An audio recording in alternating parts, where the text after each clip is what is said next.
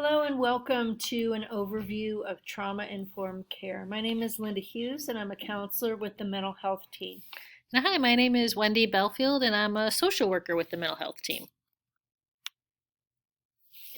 Today in this presentation, we're going to be talking about trauma-informed care, how it fits within the framework of compassionate schools. We're going to give an overview of trauma-informed care with the tenets, and we're going to make the connection between trauma-informed care and trauma-sensitive practices, what that looks like in action. So we're starting here with a quote from Brene Brown, which if you've watched any of or listened to any of our other podcasts, you're probably very familiar with this because we use it in every single one of them. Because it's fabulous. Yeah, it probably speaks more to our fangirl issues with Brene Brown than anything else, but she is kind of a genius. And so this is a quote from her. What she says here is, what we are ethically called to do is create a safe space in our schools and classrooms where all students can walk in and for that day or hour, take off the crushing weight of their armor, hang it on a rack, and open their heart to truly be seen. And we love this quote because it really speaks to why we need trauma-sensitive practices, why we need compassionate classrooms. If we're going to meet our own expectations and our district mission and vision, then we need to have those students armorless, when they're sitting in our classrooms. And Brene Brown, for those of you who are unfamiliar, she's a social worker, a researcher, an author, and a speaker. So she has a lot of credibility when it comes to this kind of work. A lot of her research has been focused on trauma, shame, and vulnerability. So her insights into human behavior are really worth pursuing. She also has a great podcast. Mm-hmm. So if they're interested, you might want to just ask your Alexa or whoever you talk to. Yeah, Spotify. Yes, to play Brene Brown's podcast. Yeah, it's called Unlocking Us. Yes. And she interviews a lot of really cool people and has a lot of really interesting conversations. Mm-hmm. So yeah, agreed. Okay, so when I just talked about the idea of creating compassionate environments where kids feel safe, and really adults too, feel safe to take off their armor, because let's face it, we all armor up under various circumstances, especially stressful ones. So this is our graphic representation of how we see trauma-informed care connecting with our district priorities and initiatives.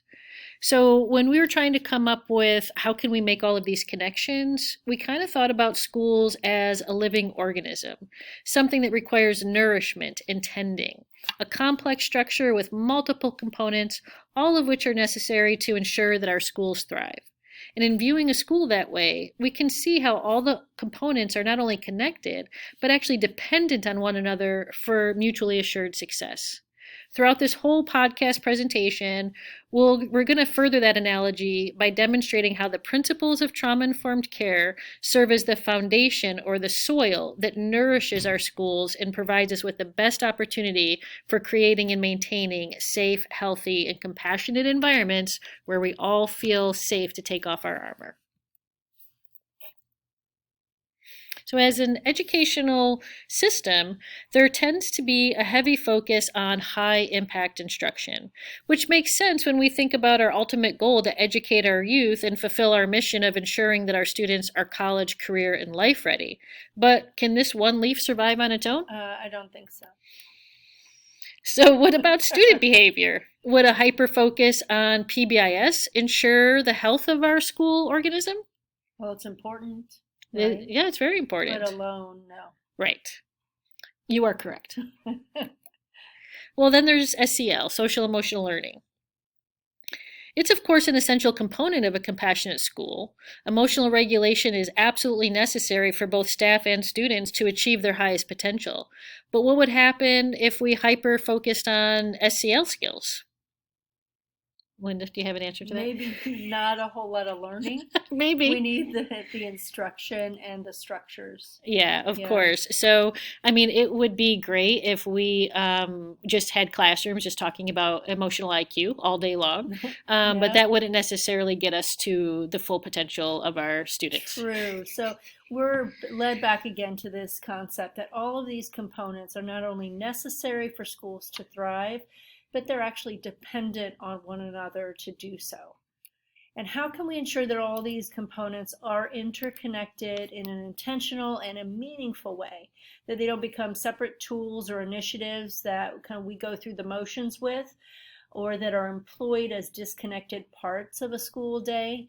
The principles of trauma-informed care provide us with that framework to make that connection. It's an understanding of how the brain responds to trauma and to stress, and it increases the opportunities for us to respond to each other in ways that promote healing and recovery. In other words, trauma-informed care can nourish every aspect of a compassionate school.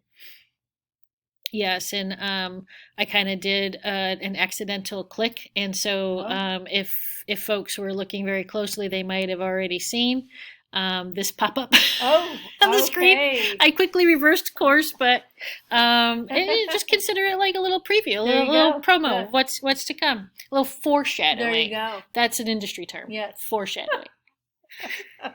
So if we're starting in the soil here in this trauma-informed care, which is where we're going to spend the rest of our time really, is in trauma-informed care, and we have wonderful colleagues that are spending their time in the other areas.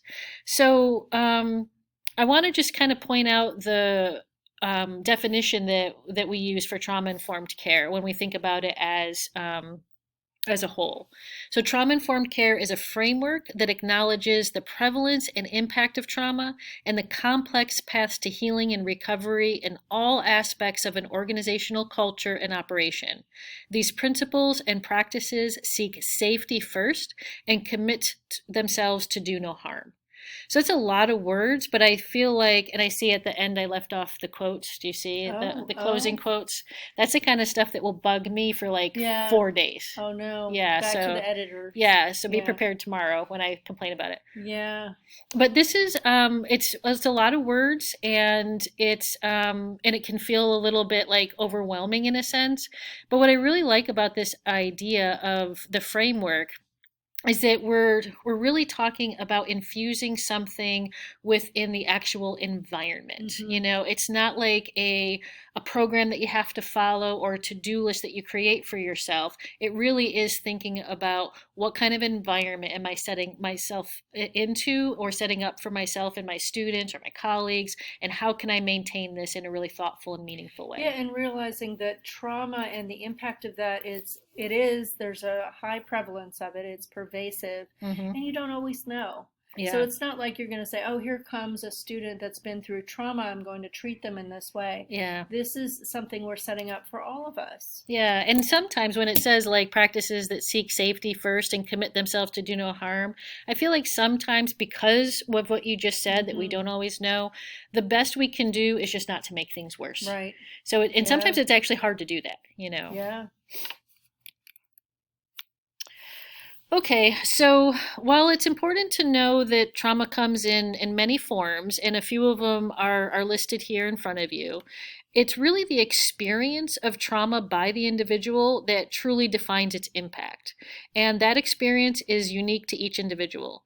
So for example, two people can be passengers in the same exact car accident. So let's say Linda and I are sitting in the back seat of a car, and that vehicle gets in an accident. You know, Linda might walk away and never think about it again. You know, it's just something that happened and she moves on.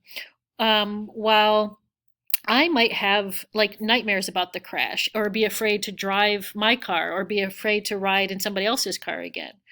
That experience is unique to each of us, and it doesn't like say, oh, you're healthier than me and I'm weaker than you. It doesn't say that my experience is less important or your experience is more important. It just tells us that trauma is the experience that we each have. Well, we might have different, and it might be the case that that happens with the car accident, but a hurricane, Mm-hmm. might think, oh, this is how we're going to approach it, and it makes sense, and you're good to go. And I might have a much more emotional response to that. And but the car accident didn't bother me. So it really is a personalized experience with trauma, and different things. People are going to respond differently to different things. Sure, and that Yeah. really is impacted by a lot of different things. Mhm. Resiliency factors, past Yeah. experiences. I mean, the reason I might not be as worried about a hurricane is maybe I've never been through one. Yeah. So I don't really know what the impact could be, or the hurricane I have been through has been pretty minor. And so I'm like, it's not that bad. Whereas you might have been Yeah. like through something really Mhm. devastating and you're like, no, this could be life changing. Yeah. So that's one of the reasons why self awareness and self regulation are key components of compassionate schools. How do we know ourselves, Mhm. and how do we keep ourselves regulated even in the face of that kind of stress? So, not really switching gears, but kind of backing up a little bit, I guess. We want to talk about the Adverse Childhood Experiences Study, or the ACE study. This is part of the definition of trauma informed care, where it talks about like recognizing and acknowledging the pervasiveness of trauma. And this research study really gives us a reason to do that. It provides us with that foundation. So, the ACE study was the flagship research project from the CDC that provided us with all of our foundational understanding about the social, emotional, and physical impacts of trauma. And most importantly, the sheer pervasiveness of trauma in our society. So, real briefly, the ACE study was completed in the early 90s, surveyed over 10,000 middle class people about 10 different forms of traumatic events or adversities that they might have experienced during childhood, meaning before the age of 18. These men and women were selected to participate in the survey in an effort to understand why a certain percentage of people with no similar demographic, health, or medical attributes consistently dropped out of this successful clinic that they were doing. So, the results of the study, which has been replicated more than 50 times over the past 3 decades, reveal that an individual's exposure to trauma in childhood resulted in physical, emotional, and mental health consequences in adulthood, including diagnoses like depression, substance abuse, and heart disease. And in fact, the more adversities to which a child was exposed, the more likely that person was to develop those consequences, which is pretty startling when we consider that the research ultimately revealed that nearly 70% of the population has experienced at least one adversity in childhood, and 20% have experienced 3 or more. So, as sobering as this information is, it's equally important to note that while there is a correlation between the adversity in childhood and the health outcomes in adulthood, one is not a predictor of the other, because there are a lot of resiliency factors that can mitigate the correlation, the most valuable and powerful of which is relationships. So, for a child experiencing trauma or adversity, a positive relationship with one healthy adult can make all the difference. And every one of us can be that relationship to that child, so every one of us can have the ability to make that Now, difference. if people want to know more about the ACE study, there is a really great TED Talk, right, with Dr. Nadine Burke Harris. Burke Harris. Yeah. Yeah, check it out. She really goes into like how that changed her practice as a medical doctor. Yeah. Yeah, that's another person to really fangirl over. Yeah, totally. Yeah, she's done a lot of great work, and she does a great job of not only kind of going through the study, but also sort of the impacts, but in a really cool way. Yeah. So we're going to show you a video in just a moment with Dr. Siegel. And what Dr. Siegel came up with this model that helps us incorporate some understanding about brain science and when children are reactive, when adults are reactive for that matter, it kind of shows what happens to the prefrontal cortex so that you can get an understanding that fight, flight, or freeze. And there is a nonverbal way to say that and to kind of help kids disengage. I've showed this video to groups of parents and taught the model to children, and it really is very helpful. So let's check this out. One of the most rewarding experiences for me has been to study brain science and apply it to the experience of parenting. And the hand model of the brain that I use to teach parents is very useful to understand that. So if you take your thumb and put it in the middle of your palm, put your fingers over the top, this is a very useful model of the brain. And when we can actually see in front of us what's going on in the brain, then we can change what the brain does. So let me walk you through very basically what happens in this brain and the structures in it. And it goes like this. The spinal cord comes up, representing the wrist, and then you have coming up into the skull the brain stem and the limbic area, which work together to help regulate arousal and your emotions and the way you have a fight, flight, freeze response. These are below the cortex, the limbic and brainstem areas, and the cortex is this higher part of the brain that allows us to perceive the outside world, to think and reason. And this frontmost part of the brain, right behind your forehead, so the person's oriented like this, is actually the part that regulates the subcortical, limbic, and brainstem areas. This regulation is very important because sometimes we can have all sorts of things happen in our life. We're tired, we're exhausted, someone pushes a particular emotional button, and we can flip our lids. So rather than being tuned in and connected and balanced and flexible, we can lose all of that flexibility, even lose moral reasoning, and act in ways that are terrifying to others, including our children. Now, you can actually bring yourself back online and come back to the high road and make a repair with your child, and that's important to explain it to them. And you can also use this hand model of the brain to explain to children, even as young as 5 and 6, how to understand when their emotions are rising up from the brainstem and limbic areas here, and how it's overriding the prefrontal area and making it so they may be about to flip their lids. So I've had kids come tell me that they're about to go flip their lids and they need a break. They need a timeout. And by even just naming that, they can tame it. And that's the power of using the hand model for ourselves and our children to help us all make sense of what goes on in the emotional communication that we have in the course of day-to-day life.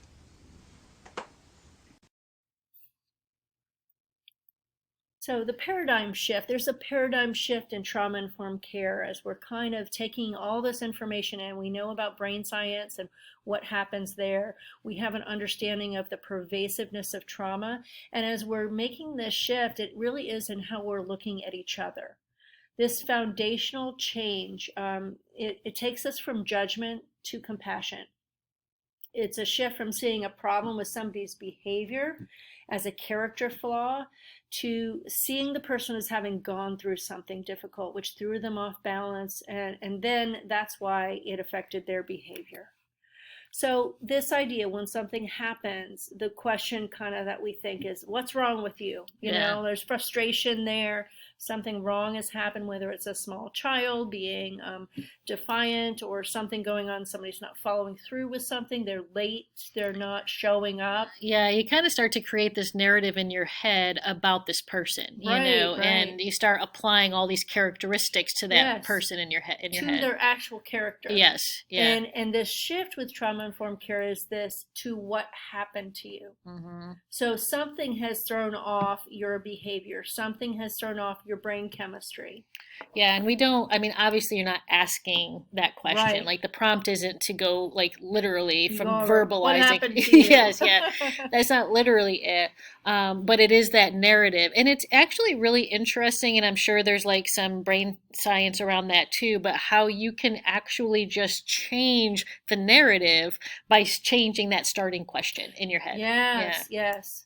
And so if you're frustrated with somebody, you know, somebody's not following through, again, somebody's late, and you start to get upset with the person until, you know, you later find out they were going through this huge thing, this challenge, this thing in their life.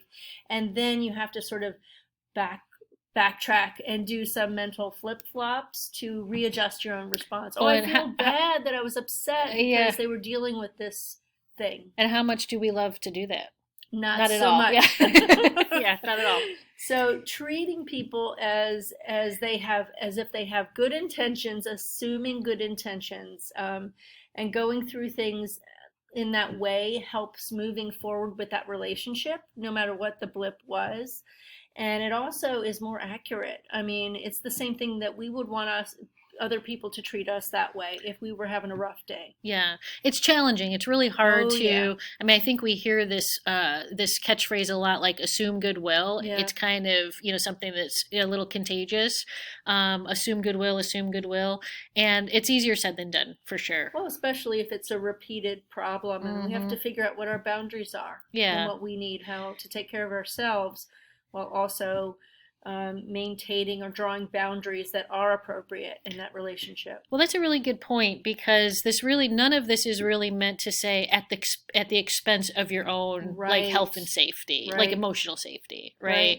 So we don't want to make excuses for people. The narrative in our head isn't, well, I'm going to make an excuse for this person's behavior. It really is just about like for me, if I'm coming up against somebody who's just flying off the handle at me verbally and just really attacking me. So a lot of parents sometimes come in this really armored up way, and rather than being like, man, what is this lady's glitch, like why is she behaving, what's wrong with you, like instead and I might react accordingly if that's what my brain is saying. Something's wrong with this person, I need to defend myself, or I need to get on the offense. But if my brain is instead saying, man, I wonder what's happening to this person that she is so dysregulated or she's so upset, I'm not going to necessarily like allow myself to be emotionally like manipulated or emotionally victimized, but I'm also not going to react in a way that's aggressive or assertive or dismissive. Yeah, or take it as personally. Yeah. So it's easier to step back and say something is going on with that person. They've been through something. Their brain chemistry is she's struggling with something. And at that point, I can step back and try to figure out how can I be helpful and or draw a boundary that keeps me safe. Right. And that might be the place, that exact place of, okay, I might need to draw a boundary to keep me safe, where we use that sort of little mantra of just don't make things worse, And sometimes that's the best we can do in that moment for our own safety is I'm not going to say anything, or I'm going to say, let's pause and come back later, because if I say something, it's just going to make it worse. And I've committed to not making things worse. Yes. Yeah. Cool. And when we think about that idea that you brought up around, we're not always going to know. So sometimes we might find out later something, but sometimes we may never find out, right? And we're just stuck with, the experience of the behavior or the attitude. So when we think about it through that kind of lens, we really want to consider trauma-informed care as a universal precaution.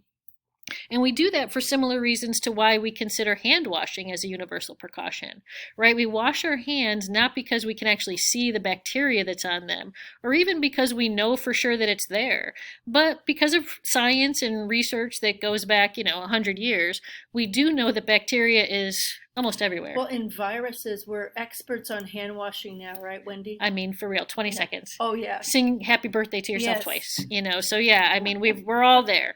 So it's, so we know that it's like pretty likely that we're going to have bacteria on our hands. And so that's why we're doing all this hand washing. Well, the same is true of trauma. We won't often see the trauma or recognize even the symptoms that people might be demonstrating. We might not recognize it as trauma symptoms. We might attribute a different, reason to it. But we know from science and research that trauma is super pervasive. 70% from the ACE study of us have experienced it. And so we use this knowledge to just universally apply the principles of trauma-informed care and create a framework and an awareness that allows us the best opportunity to mitigate the potential impacts of trauma, the same way that washing our hands mitigates the potential impacts of bacteria. So if we're thinking next about the stress response, is it helpful or is it harmful? Once we've established trauma-informed care as the foundation, we can start to use that knowledge to reflect on our own responses to the world around us. Regardless, I mean, you talked about the ACE scores, regardless of whether we personally have experienced trauma or not, we all have this in common, that we have a stress response system. Mm-hmm. Am I right? Like, we can all relate to stress. I mean, I don't see how you couldn't. I'd like to meet somebody that doesn't experience stress. Yeah. I don't think they Not going exist. to be human. Not going to be human.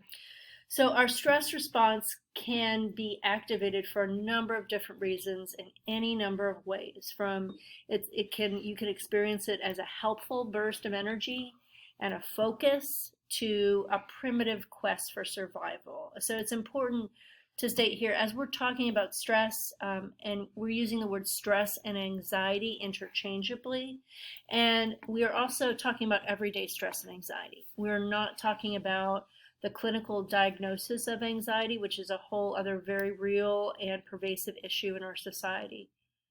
So truly understanding trauma-informed care and the stress response means that we first are able to apply this to ourselves, to our own interactions with other people. We can't jump into teaching SEL. We can't perform all these other actions that we need to do without knowing ourselves first. Otherwise, our words aren't going to match with how we are in the world. Yeah, I think being able to like demonstrate and model like self-regulation and self-awareness is just as important as anything else, you know, in terms of teaching skills to other people. Right. So I think most of us have this idea, though, that we've gotten from somewhere, that stress is a bad thing.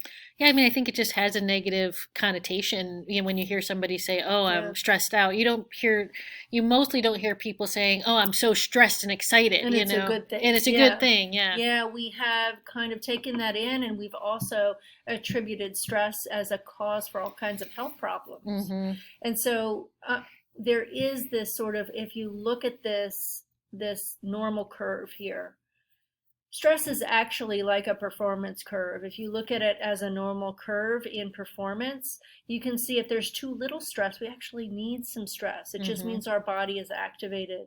So if we have too little stress, I'm sure you've seen students like this with, "Oh, I don't care," or "This is easy." They're sort of disengaged. Yeah. And you need a certain level of stress to be focused, to take something seriously, to exert energy on it. Too much stress, that's when you sort of, you freeze. Mm-hmm. You know, I don't know if you've ever taken a test, Wendy, where you've like gone in and gotten so stressed, you freeze and you can't remember what it is you know. Yeah, I mean, even more than like taking tests, I think of times when I remember being in college and taking they called them speech courses back then, where you would get and it would be about public speaking. And the very first time that I had to get up in front of, you know, my class and do like this public speech, I completely forgot everything that I was like. Froze. And I'm not just talking like fumbling over my words. I'm talking like I don't even remember how to say words.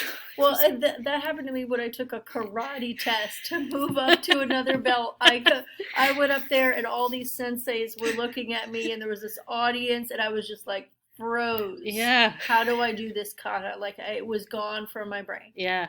And so I was too stressed and I didn't do the things that we know help us excel. Yeah. During those times where something is important to us. Well, and I know for me anyway, I hadn't learned about stress responses and stress management systems. Like that wasn't stuff that we learned. Like it was more like your natural ability to do things. Like people were either naturally there or not there.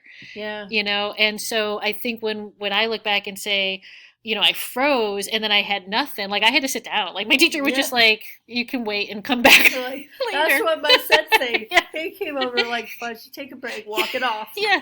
Luckily, they prompted us to do something.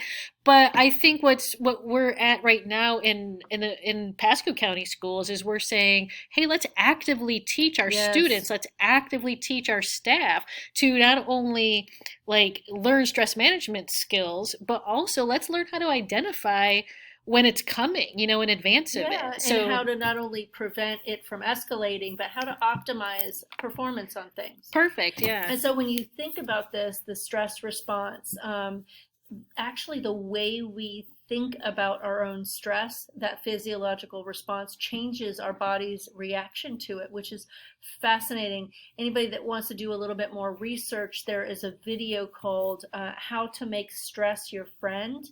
It's by Kelly McGonigal, who is a health psychologist at Stanford.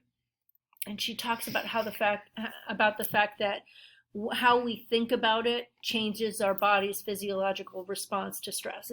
It's fascinating. Yeah, and I'll just say that like when you mentioned this to me, I think like a year ago or even longer ago, and my first reaction is always like, oh, nerd alert, Another video. Yeah, another video. But I did end up watching it, and it was really good. Like it's a TED talk that she does, and it is really interesting the way she takes you through stress. And even based on her own hypothesis and how she ended up like proving herself wrong. She's like, I'm sorry, I have to apologize for all my work around stress. Correct. Yes. So, How to Make Stress Your Friend by Kelly McGonigal. Check that out. Yeah. Okay, so this video is really, it's a cute little, just like one of those drawing videos where somebody's drawing and narrating at the same time. I love those too. Oh. And so I think that's why we probably put that in here. So we want to show you this, take a minute to just show you this video that really talks about the individuals' different capacities for stress tolerance, and it's a cute little fun way to sort of take you through what that might look like. Stress is usually seen as something we need to avoid.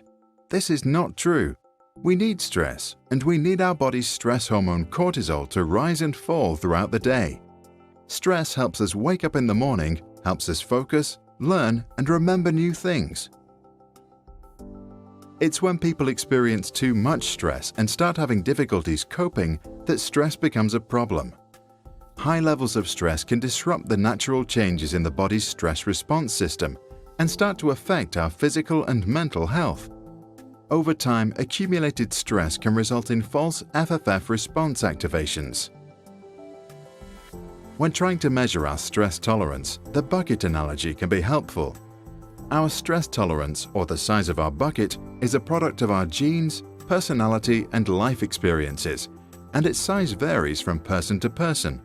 The water in this analogy is the combination of all the stress in your life. We use the coping strategies we have available to keep our bucket from overflowing. They are like taps that allow water to drain from the bucket. Stress can include training, work, school, relationships, finances, moving, changing jobs, or the loss of a loved one. Both positive and negative experiences will affect the water level. A big bucket can hold more water or stress before it overflows. With a smaller bucket, less water is required for the water or stress level to become critical. While you can't change the size of your bucket, you can make life adjustments to reduce water coming in. You can also learn new coping strategies and stress management techniques to allow water to drain out.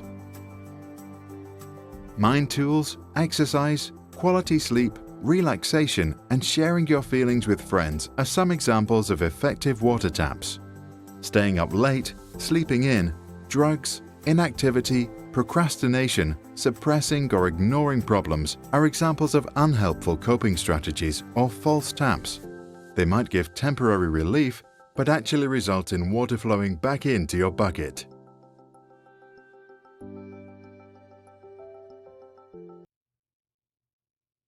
We're going to take a minute to talk about the shared experience and trauma of COVID. So if this is something that is particularly close to home, we know we've lost a lot of people in our community, and people have lost their income. Yes. And just like food insecurity, economic insecurities.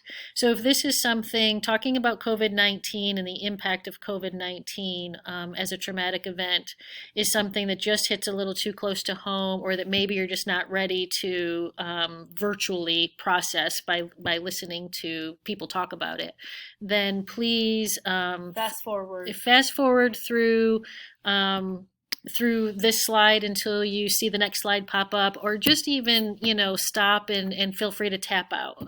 That's okay too. Take care of yourself. Absolutely. So there is a grief expert named David Kessler who said the worst loss is always your loss. So let's take a minute and kind of talk about what that actually means, how it might shape our perspective on stress and trauma. Yeah. We're talking about COVID. One thing I saw, I don't know if you've seen anything like this, Wendy, but on social media, I saw somebody post, I really miss the movies. Mm-hmm. And the person was reflecting on a loss of what their life had been like pre-COVID. And somebody responded and said, well, why are you even talking about the movies? You know, like people are hungry right now. Yeah. Mm-hmm. And somebody else chimed in and said, well, you can have concerns about both. Yeah. You can be compassionate and caring towards the people who don't have food and are struggling, Mm-hmm. and you can also miss the movies. Yeah, right. And that's a really hard concept to embrace if you're the person that is worried about where your next meal's coming from, or where you're going to live, next month. So or somebody's health that's close to you. Exactly. So these are things that I think when I think of David Kessler's intention behind this, and actually I had heard him interviewed by Brene Brown on Unlocking Us. Oh, hello, Brene. Hello, Brene. That this is really what he was referring to, that the worst loss is your own loss. So I may be suffering from food insecurity, and you may be suffering from social insecurities. Mm-hmm. You're not able to engage in your social connections that you had before. And we might actually feel the same way emotionally. Yeah. We might both be emotionally devastated, even though if you were going to look at it, maybe through a more objective lens, my loss of food insecurity might be on a scale, different and more profound than your loss of not being able to go to the movies. Yeah.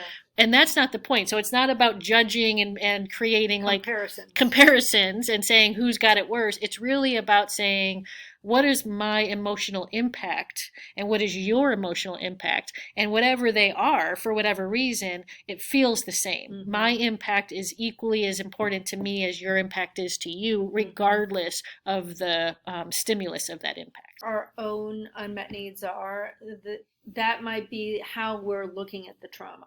So understanding why we respond differently, the way we do, and why others might respond very differently. That's part of having the trauma sensitive lens. So how this experience is affecting you personally, it might be an unmet need for safety, to a need for fairness or control or respect, or peace. The list could go on, and each of us would have something a little bit different to say about that. But it is a shared trauma. It's something that we're going through together. And when you were talking, Wendy, about the adverse childhood experiences, that was done some time ago, and there were certain very specific childhood experiences that were on that. Yeah. But COVID would, if we were creating that list today, it would probably be on there. So all of our students would be having another adverse childhood experience added to whatever else they've been through. Yeah. Okay, so outside of COVID, so if we're not thinking about COVID-19, then we're thinking about common triggers to a stress response in our professional world, even under the best of circumstances. So let's, say post-COVID, when we're finally out from under all of this stuff and we're kind of getting back to some semblance of a more typical routine, these are the kinds of things that often can cause our stress response or provoke our stress response.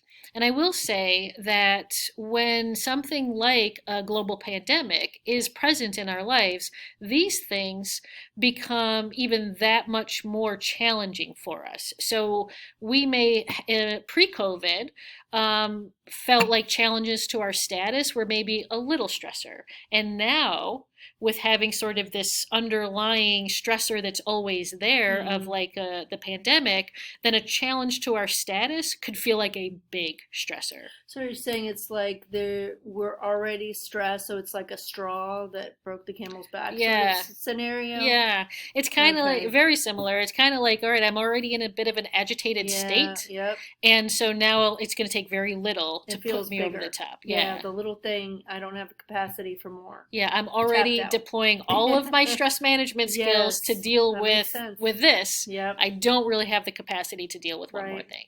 So these things, challenges to our status, demands for performance, demands that exceed our ability to cope, changes that don't match our needs, those are things that under typical circumstances, one by one, we might be able to manage successfully with a good set of skills.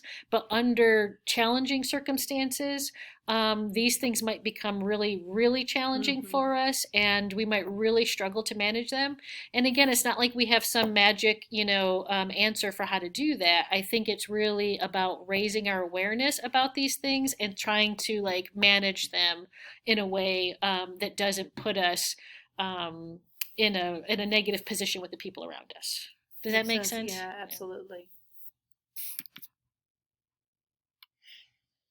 So when we talk about, managing our stress or identifying our stressors and then trying to manage them successfully, that successful management is dependent upon an arsenal of resiliency factors. So what we're looking for here is a robust yet practical practice that feels comfortable and accessible to you. So we're going to go through a list of methods or categories to consider as you look to develop your own specific calm practice. So the first one is they're quick stress relievers. So these are relatively quick and effective ways to calm your body and your mind. And this is a great like first line of defense, right? The second one is stress relief habits. These are longer term habits that help you build resilience towards stress and can make you less reactive to the stress you encounter in life. They're like shifting your perspective. So the way we perceive things can either minimize or exacerbate the level of threat that seems to be present. If we're able to change the way we look at a stressor, we might find that some don't trigger us the same response after a while. So our bodies can even respond differently. So this becomes sort of like if we think about what we talked about during the paradigm shift, this is a way to shift perspective. So this is breaking that down a little bit. We're shifting the perspective from, man, what's wrong with you, to what's happened to you, and then our bodies could potentially respond differently as a result. And then build your resources. Since the stress response can be triggered when we feel that we don't have the resources to manage a challenge, building our personal resources like relationships and connections to others can shift the balance of what triggers the stress response.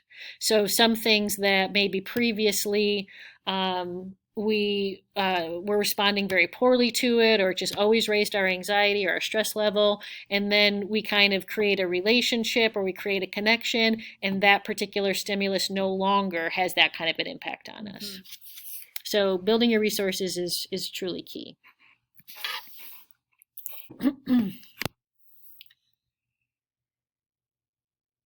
So in helping yourself with your stress response and kind of getting back to a regulated place, here's some mindfulness strategies. Mindfulness strategies are kind of like 3 different categories, with the breath, with the body, and with the mind. And so we have a few different ways to move through these. Here's a breathing technique. You can go ahead and like jot these down and Google them. There are so many different resources for mindfulness, but these are some kind of tried and true techniques that we've used before.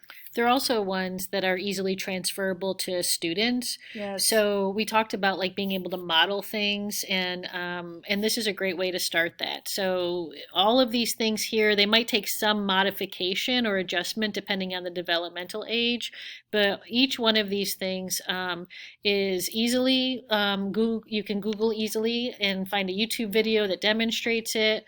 And then you can model this and practice this and even use this with your kids where you're all doing it together. Right. The 5, 4, 3, 2, 1 is you identify 5 things you see around you, 4 things you hear, 3 things you touch, 2 things you can smell, and 1 thing you taste. And you can do this over and over again. What it does is kind of pulls us out of cognitive loops that are making us feel stressed or worried, anxious, mad, all those kinds of things. When we think things and it goes in that big loop, we get into a bit of a feedback loop. Like, I can't believe this is happening, or this isn't fair, and then our heart rate increases, and then we feel it even more and think even more. Yeah. Well, and the other thing it does, because it's considered like a grounding technique, Yes. and the other thing is it does is when our stress response is evoked, we sometimes get stuck in an emotional Yes. place where our Right. emotions are in control of our behavior, right? And what grounding techniques do, and other mindful strategies too, is it takes and it engages our cognition, right? It engages like that thinking frontal lobe part of our brain, and it forces our emotions to take the back seat again. And our senses. So these things kind of pull us out of that cognitive loop and that feeds our emotional state, Yeah. right? And then it kind of pulls us into our body. It pulls us into our senses where we get into that state of like we're not judging things as much. We're not looping those negative thought patterns. And this third one, peace begins with me. That's just an easy thing where we touch the different fingers of our hand with our thumb and kind of say, peace begins with me. And it's sort of a bit of a mantra that has a sensory component too. Right. And you could use any, like if peace begins with me are 4 words that don't resonate with you, you can really pick any 4 words because you're just touching your thumb to your other 4 fingers. Right. So any 4-word mantra. I remember I did this with a school one time, and they one of the school counselors there actually said, yeah, I do happy hour starts at 5. Oh, yes. So whatever works for you. Whatever works for you. Exactly. So once we become aware of our emotional responses to the people and the things around us, we can start to identify when our emotions are regulated and not so much so, when they get dysregulated. Yeah. So self-regulation allows us to interact with others in a way that's consistent with our authentic selves. So when we can stay in or get back to that regulated place, we create more opportunities to build trusting relationships and repair relationships that are strained, and our actions they line up with our value system. So when an individual or individuals remain in a dysregulated place, there's an increased risk for their teams to become dysregulated. So regulation and dysregulation can happen at the individual level, at the level of a team, or at the level of a school or system. So this is really, when I first learned about this concept, I found this to be really fascinating, but it also resonated really quickly. Oh, yeah. Because there were times where, and being an itinerant, social worker for so many years, I was on a lot of different teams. Yes. And I'm fortunate to say that most of the teams that I worked on were just fabulous, the people that I worked with. But there have been through, over a decade's worth of teams, there's been times where one person on the team was so dysregulated that it really did impact the overall functioning of our team for various reasons. But when I heard this, I was like, oh my gosh, that's exactly what was happening. And we didn't identify it as this one person. It's not like, we're like, oh, this person is the problem. Yeah. It was really foreign to us, like, why is this not working? And then later, reflecting back on that, I'm like, oh, I could see that person's dysregulation just really threw off the efficiency. And that's what it was, efficiency of the team. And then as working, at the district level and having the opportunity to go into a lot of different schools, there have been times where I have walked onto a school campus and you just feel like the barometric pressure has changed in this school. You know what I mean? The thunderstorm is coming. Yes, and you can just feel like something is not right here, and it just, you can feel it as soon as you walk through the front doors. And what's interesting also on the flip side of this is that you can have an individual dysregulate a team or even a campus or a team dysregulate, but you could also have the opposite. Mm-hmm. You can have somebody come in and move that team towards regulation. Yeah, all the way through. So, Yeah. and same thing with all the way through the system. Yes. And it does take, like, it's not typically one hero with a cape that comes Right. in and fixes everything. Like, it does take a village, but you can definitely see that happen when you have a lot of regulated people, which takes work. So Yes. it's a collective commitment.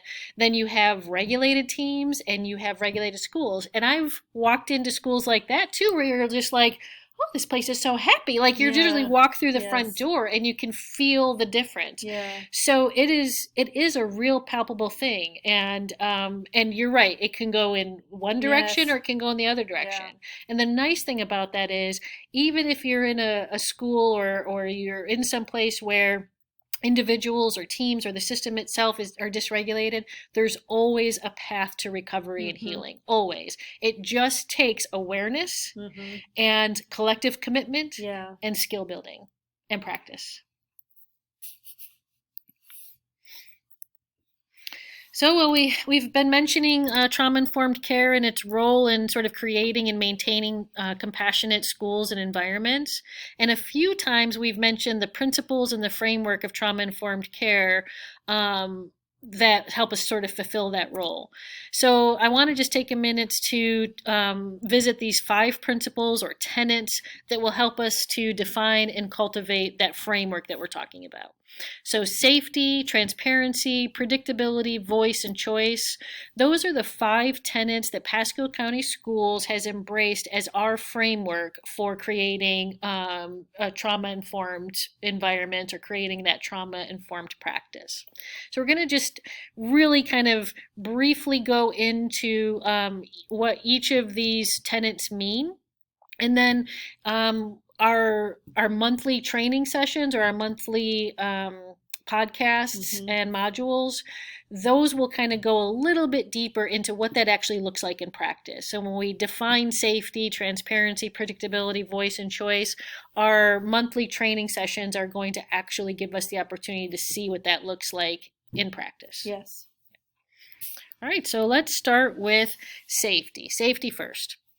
So psychological safety can be hindered when there's sarcasm, lecturing, put-downs, outbursts, public humiliation, even stuff like, body language and negative tone of voice.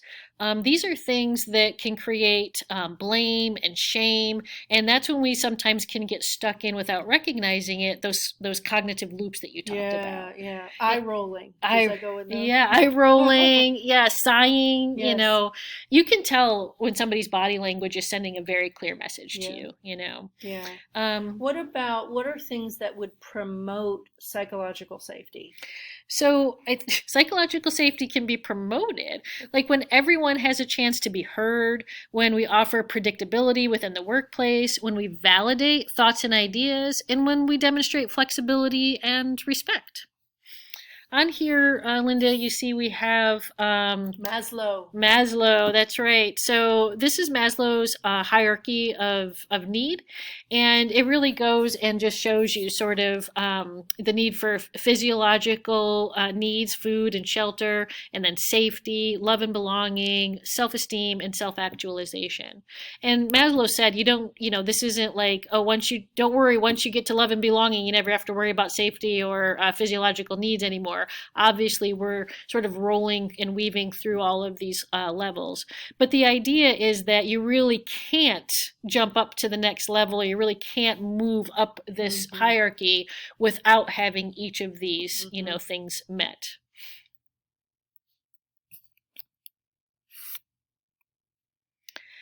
So, transparency and predictability as a means of building trust. Trust is maybe the most important characteristic of a solid, healthy relationship. And we already talked about how relationships are so important when we're building compassionate environments. So building trust involves a lot of things, not the least of which is transparency and predictability, and believing that one is earnestly providing you with necessary and relevant information, and being able to reliably anticipate or predict an outcome of an event or behavior. Transparency and predictability are 2 foundational characteristics of trust. trust. And without trust, our relationships are vulnerable, and we have a harder time convincing other people that it's safe to remove that armor that we mentioned earlier.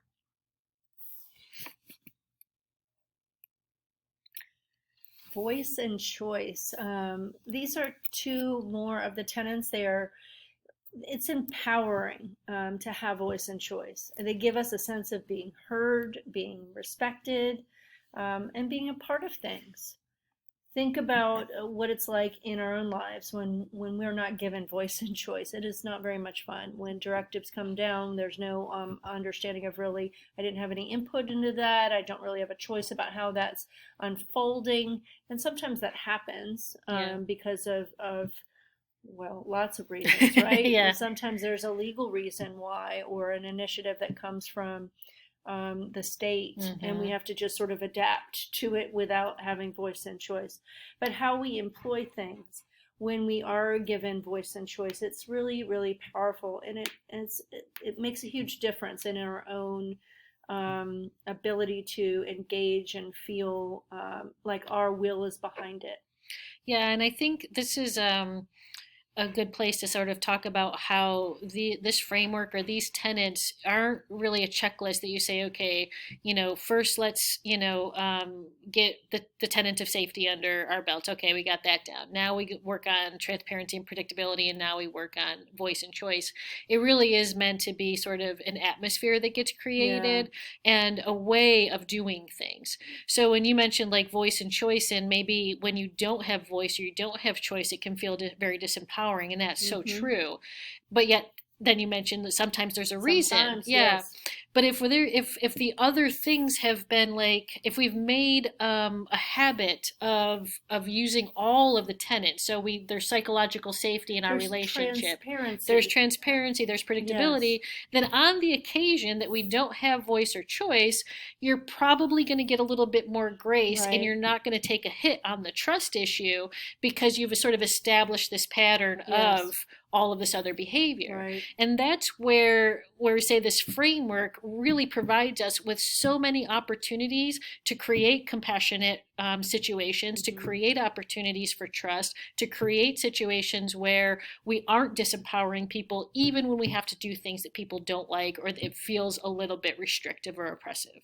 So even if, as an educator, if you can make little changes in how you're doing things, maybe it's a choice that you give to a student, or you work through things as a team with colleagues where there's choice, that you're listening to everybody. It changes the flow of things rather than it being pre-structured.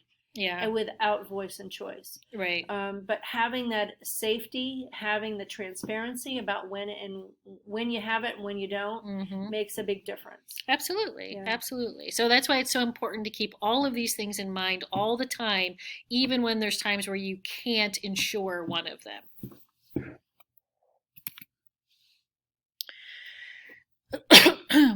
So now that we know what goes into our trauma-informed care soil, so we're kind of coming back to this visual.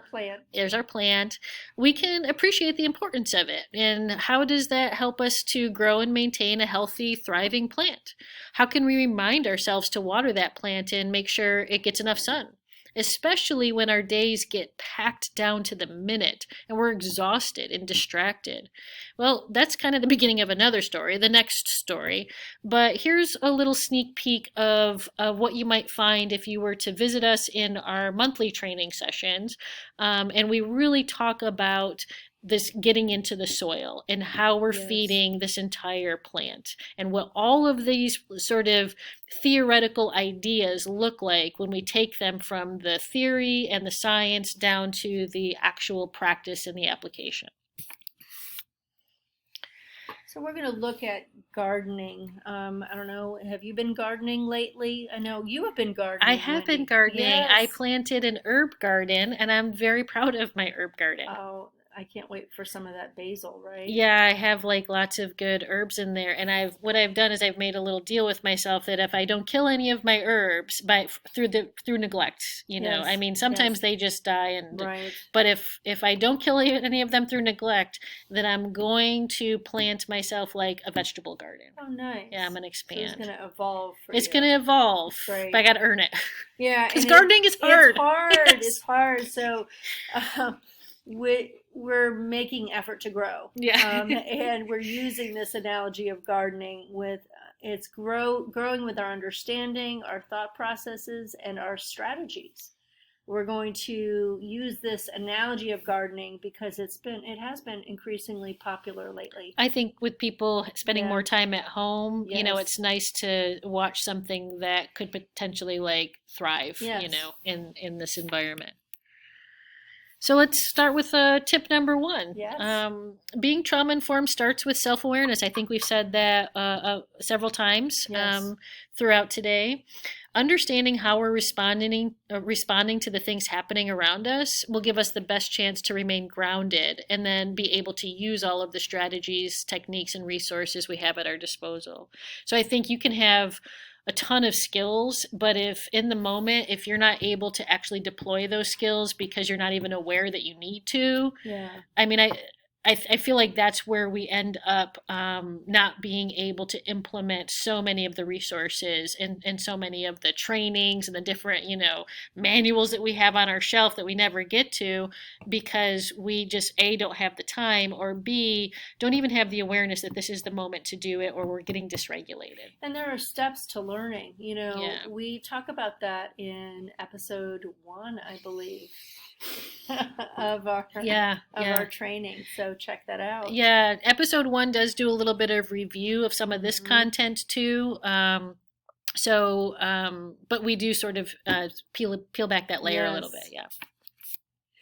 Tip number 2, filter everything through your new trauma-informed care lens. You can step back, really watch how your mind processes things. What is the narrative when you get stressed around people that you were close to? How are you interpreting things? Are you filling in the blanks and making assumptions maybe about the other person's intentions as bad when you're unhappy with the outcome? Are you somebody who immediately jumps to kind of like put blame somewhere so that you can understand why this happened? Or do you jump to blame yourself? Mm-hmm. Does the narrative that you have in your head match with what you understand about stress and trauma? And tip number 3, mistakes will happen, but they can be corrected. So as a human being and in education, it's both an art and a science, right? So you aren't going to do everything to perfection. If you are a perfectionist or you sometimes have those really unrealistically high standards for yourself, I hope you learn to be compassionate with yourself. Be kind in your mind. Take moments for simple connection with your students that have nothing to do with academic demands, nothing to do with critical feedback or your expectations. These connections are essential for the growth of our relationships. And when students know that you care, and they will work harder for you. So this is an investment in the emotional bank account with that student. There will always be pressures and messaging around academic performance. We have that was like that one of those leaves, right? Yeah, the high impact instruction. Yeah. So people looking at data, looking at academic growth, and it will seem like high impact instruction is like the only way to get there. Mm-hmm. But we have to remember to apply this knowledge of trauma and stress and create an environment where students and you as an educator can feel safe, take off armor, allow your students to be seen, they can really open up and allow themselves to be seen, to get things wrong, to take risks, to take those intellectual risks, to even simply take responsibility for ways that they can grow. Sometimes that's a challenge, especially if you don't feel safe. Those are the teachers we remember for the positive impact they had on us, right? Yeah. If you think back. Those are the kind of supervisors that we would want to have, especially when we ourselves are having a difficult day. So this work of education is hard, it's challenging, it's meaningful, it's incredibly rewarding, but it's not easy. So it's important for you to have a plan on how to take care of yourself. It's a balancing act, right? There are all different aspects of and elements in your life that give you a sense of energy, that give you a feeling of fulfillment. So think about the ways that you are balancing those. It's definitely just a reminder, because I know a lot of people feel like, oh, I can't do something for myself. I'll put myself aside and I'll support a lot of people caring for other people, right? But it's not selfish or indulgent to replenish your own reserves or to ask for help or support. Yeah. So turning to your team if you have a question, connecting with your friends, caring for pets, exercising, breaks from social media, taking those breaks, and your work email. Spending time in nature is super. I love that. Taking that hike, being out in nature, enjoying hobbies, other interests, using your EAP benefits that we all have access to. Counseling it's great to help process and recalibrate when there's stress or anxiety. Developing a meditation practice or journaling, music or art. And of course, spending time with family. Even if they're far away, the technology has given us that great opportunity to connect visually with people online. So that's been wonderful. There are lots of ways to, it's very meaningful work, so take care of yourself. We really appreciate all that you do. Yeah, and I know, Linda, you talk a lot about, this kind of effort or organizing this for ourselves isn't only about things that we do outside of work that we have to plan for. I think you mentioned also coming up with strategies for in the moment. Right, absolutely. Yeah. Because you can't, if you have on this wheel that you want to take care of yourself physically by taking a run and taking a bubble bath, well, that sounds great, but you can't do that in the middle of class when there's a stressful situation that's come up. And classrooms are the poor for it, but still, yeah. So having all kinds of ways that we care for ourselves, we take a pause, we just focus on our breath, we turn on some music or shift gears or take a break outside when we're able to look at the sky. Yeah, it's really, to me, that's really important to have that plan in place for as you develop your awareness of your stress levels. And so you're like, oh, I can feel my stress level rising, or I'm having this. So it's really important for that. And it's also really important just to build it in as like a preventative measure. Absolutely. So maybe you just say, you know what, I have 3 extra minutes at this time every day, so I'm going to do this thing. Maybe it's watch a little quick video. Maybe it's listening to a fun song or whatever it might be. Take a lap around that building. Yeah. Or watch the kitten video. Yeah. I mean, whatever it is that makes you feel happy, infuse a little bit of a moment of joy into your day. Text your family. Yeah, exactly. Yes. Yeah. So just having that plan and looking for ways that you can not only, like I said, do it in the moment where you're starting to feel your stress level rise, but also proactively. Yeah. So I think that's it, Linda. I think we covered all of our. Thank you. Yeah. Well, it says it right on the screen. It says it right on the screen. We did that for ourselves. So thank you for sticking around for the whole hour. We're a little over an hour here in this pretty lengthy overview, and even in an hour we didn't cover everything. I mean, there's still a lot that we didn't review. But we do hope that it was informational for you. If you have feedback that you want to give us, jump over to our modules, Yes. and we have a Padlet connected to each of the modules, and so you can just leave us some feedback there. If you have questions you want to answer, you can do that in a discussion. If you want it to be, not anonymous, attached to you, if you want to do a question anonymously, then the Padlet's a good way to do that. And please, if you're interested in learning more about the practical application of things and what this might look like, when you're actually doing your work every day, then we hope that you'll listen to the podcast and watch the little video vignettes in each of our monthly modules. Take care. Stay safe. We appreciate you. Yes, we do. We appreciate you. Thank you so much.